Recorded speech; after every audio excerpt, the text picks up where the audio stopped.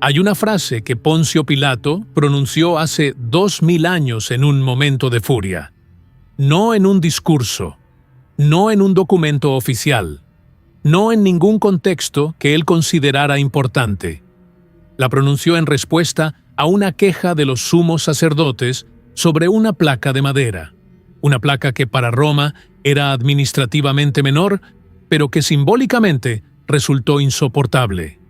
3 palabras en latín: quod scripsi, scripsi. Lo que he escrito, he escrito. Punto final. Sin negociación, sin espacio para el diálogo. El hombre que minutos antes había entregado a un inocente a la muerte por miedo político, el hombre que se había lavado las manos públicamente para declarar su cobardía ante todo el mundo, de repente se convierte en una roca. Eso no tiene explicación psicológica simple. Y la falta de explicación es exactamente donde empieza lo interesante. Porque quod scripsi, scripsi no se quedó en ese patio romano. Viajó. Fue leída con el tiempo, como una formulación casi perfecta de algo que los juristas, los filósofos y los teólogos llevarían siglos intentando articular. Lo que ha sido escrito permanece independientemente de quien lo escribió y de lo que pretendía al hacerlo. La frase de un burócrata irritado que no creía en nada de lo que estaba escribiendo, terminó diciendo algo que él no tenía ninguna intención de decir. Y eso plantea una pregunta que este canal no va a responderte fácil. Si lo que escribes permanece independientemente de lo que pretendías, ¿qué has estado escribiendo sin saberlo? Suscríbete y quédate, porque lo que viene ahora simplemente no te lo esperas. Para entender el peso de quod scripsi, necesitas entender primero el contexto exacto en que fue pronunciada, no el contexto general de la pasión, el contexto específico de ese momento. Pilato acaba de cometer el acto más cobarde de su carrera. Ha condenado a muerte a un hombre que él mismo ha declarado inocente 3 veces. No una vez, 3. El Evangelio de Juan registra cada uno de esos intentos con una minuciosidad que sugiere que el autor quería que quedara absolutamente claro. Pilato sabía. Ha intentado de todas las formas posibles encontrar una salida. Ha ofrecido soltar a Barrabás, esperando que la multitud eligiera al predicador. Eligieron al asesino. Ha mandado azotar a Jesús, esperando que eso satisfaga la demanda de sangre. No fue suficiente. Se ha lavado las manos delante de la multitud en un gesto que el mundo romano entendía como declaración de inocencia forzada. Nada ha funcionado. Los líderes religiosos han jugado la carta definitiva. Si sueltas a este hombre, no eres amigo del César. Y Pilato ha cedido. Está furioso. Y en esa furia decide hacer lo único que todavía puede hacer: el titulus. En lugar de escribir algo funcional como hace siempre Roma, escribe una provocación deliberada. Iesus Nazarenus Rex Judaeorum. Jesús de Nazaret, rey de los judíos. En 3 idiomas: en latín para el poder político, en griego para el mundo cultural, en hebreo para la identidad religiosa de Israel.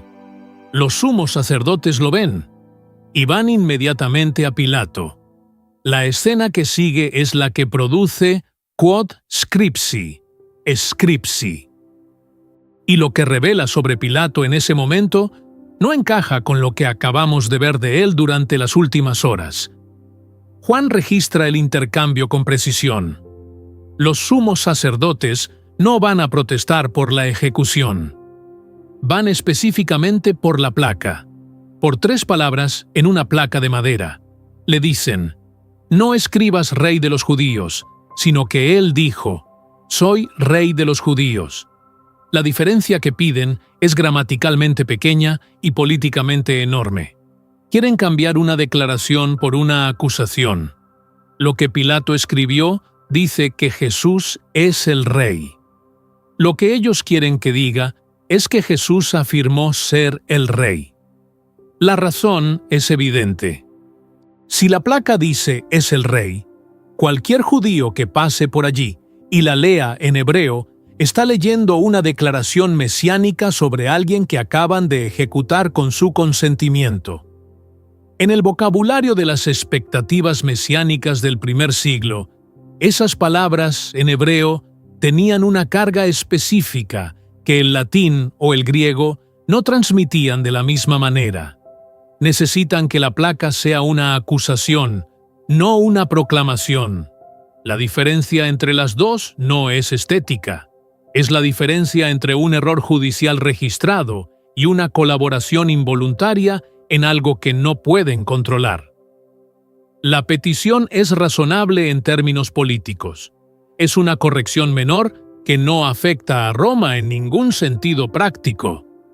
Es el tipo de ajuste burocrático que un gobernador pragmático, un gobernador exactamente como Pilato, ha demostrado ser durante toda la jornada, haría sin pensarlo.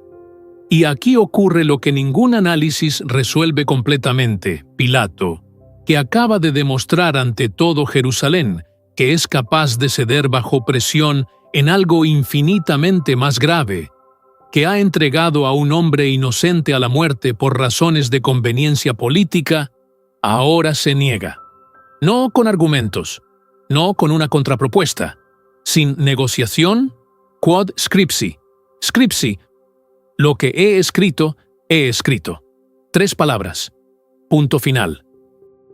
La pregunta que ese contraste instala no tiene respuesta satisfactoria. Y vale la pena detenerse en eso, porque la insatisfacción de las respuestas disponibles es en sí misma parte de lo que hace esta escena tan difícil de olvidar. La primera explicación es el orgullo herido. Pilato acaba de ser humillado públicamente. La placa es su venganza, plausible. Encaja con lo que sabemos del carácter de Pilato, por fuentes históricas externas al Nuevo Testamento, incluyendo a Flavio Josefo y Filón de Alejandría, que lo describen como un hombre de carácter inflexible y desprecio documentado hacia los líderes religiosos judíos. Pero no explica por qué eligió exactamente ese momento para plantar cara cuando había tenido momentos mucho más importantes en esa misma jornada donde no lo hizo. La segunda explicación es política. Pilato quería que quedara registrado que los judíos habían matado a su propio rey. El titulus como documento que distribuía la responsabilidad de una manera que convenía al gobernador. También plausible. Encaja con la lógica de la administración imperial romana. Pero si esa fuera la única motivación, habría podido negociar una formulación intermedia que mantuviera la implicación política sin la confrontación directa. La tercera explicación es psicológica en un sentido más profundo.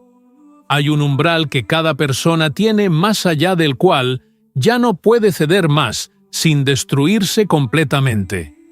Pilato había cedido en lo más grave. La placa era el único territorio que le quedaba para no ser completamente nadie. También plausible. También insuficiente por sí sola. Ninguna de las tres es falsa. Todas son parcialmente verdaderas. Y sin embargo, ninguna cierra la pregunta. Algo en ese quod scripsi. Scripsi excede la suma de sus posibles motivaciones. Precisamente porque era un hombre ordinario actuando desde motivaciones ordinarias, el efecto que produjo resulta desproporcionado respecto a cualquiera de ellas. Aquí conviene hacer una distinción que el análisis necesita para no perder pie. Una cosa es lo que Pilato quiso decir.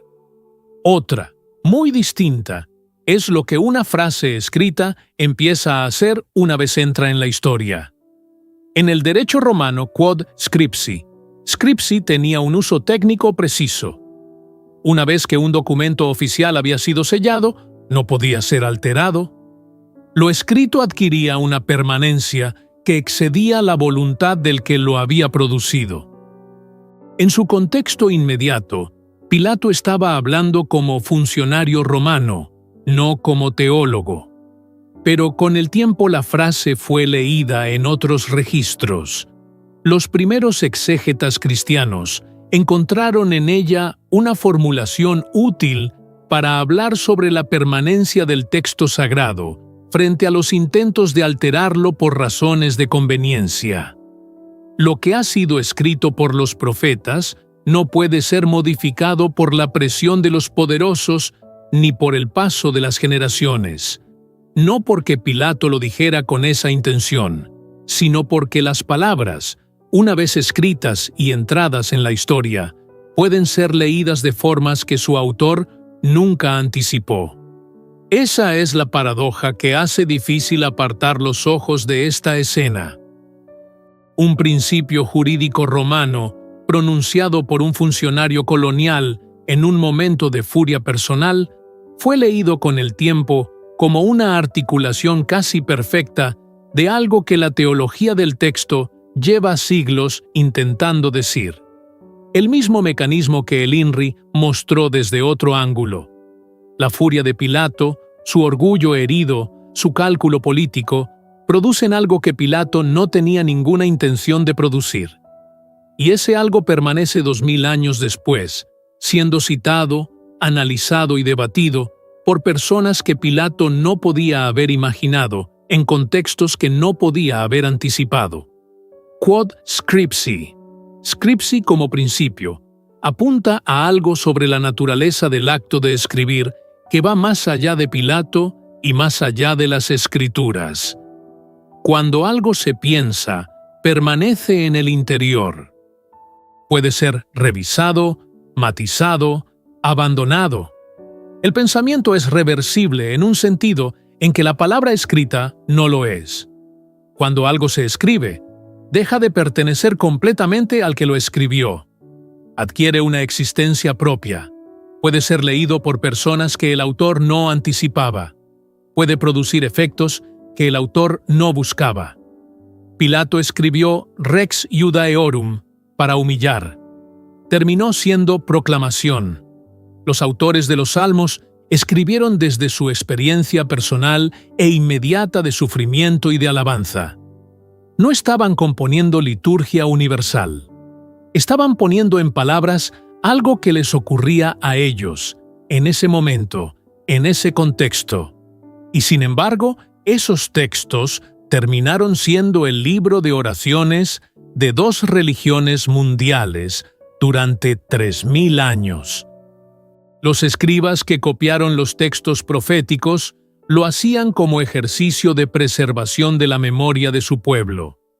Terminaron produciendo el corpus, que 2000 años después sigue siendo objeto de debate teológico en universidades de todo el mundo. En todos esos casos, el acto de escribir produjo algo que excedía la intención del que escribía, no porque los autores fueran especiales, sino porque algo en el acto de fijar palabras en un soporte permanente las libera de la intención que las produjo. Y aquí está la pregunta que este análisis no puede responder por ti. No hablo de las Escrituras, ni de los profetas, ni de Pilato. Hablo de ti, de lo que has escrito, de lo que dijiste y ya no puedes desdecir, de las palabras que salieron de tu boca o de tus manos en un momento de furia, de amor, de miedo, de convicción, y que ahora tienen una vida propia que ya no controlas. Quod scripsi. Scripsi. Lo que has escrito, has escrito. ¿Sabes lo que has estado escribiendo? 3 palabras de un burócrata irritado, pronunciadas sobre una placa de madera que para Roma era administrativamente menor, pero que simbólicamente resultó insoportable para los hombres que la leyeron. Por un hombre que acababa de demostrar que era capaz de ceder en todo lo que realmente importaba, sin fe, sin convicción, sin ninguna intención que excediera la venganza política contra los hombres que lo habían humillado esa mañana. Y sin embargo, esas 3 palabras viajaron. Fueron leídas en registros que Pilato no anticipó. Terminaron siendo útiles para articular algo que él nunca tuvo ninguna intención de articular. Eso no es una prueba de nada, es una pregunta. La misma pregunta que plantea el INRI, que plantea la inscripción en 3 idiomas, que plantea cada uno de los momentos de la pasión donde alguien hace algo sin saber lo que está haciendo y produce algo que excede completamente su intención. Si algo opera así, atravesando la furia y el orgullo y el cálculo político para producir algo que ninguno de sus actores buscaba, entonces la pregunta no es solo histórica ni teológica.